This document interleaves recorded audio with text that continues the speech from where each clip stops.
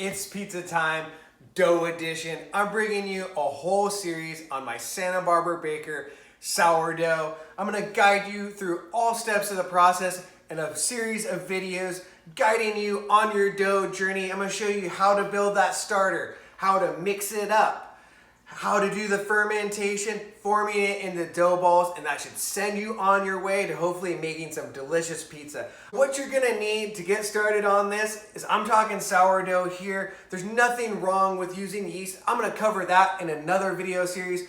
But for this one, we're doing that natty, that sourdough, and so you're gonna need a sourdough culture. Some people call this the sourdough starter as well, but you're gonna need something that's a really intense, lively culture that's gonna make your sourdough starter bomb and put you on your way for good pizza.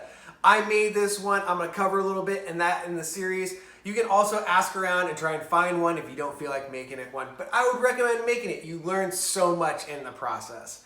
I like to keep it really simple with my whole dough process. I'm not using anything fancy here. I like to make my mix in something clear. Tonight, I'm using a glass bowl.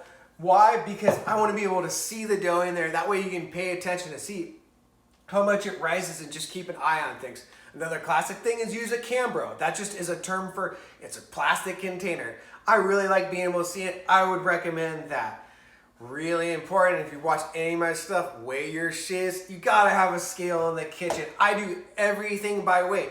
You see me using these, but I just like it because it's got a spout on it. I can be messy sometimes, so this is just preventing that. I'm weighing this and making sure I tear it out, but I'm not using these measurements on here. I like to do it all by weight, keeps it universal.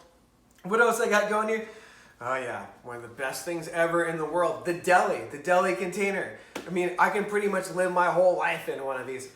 And that's what I keep my culture in, because I'm feeding this, once a week, every 2 weeks, putting in a new container. I'm not really tripping on what it's in.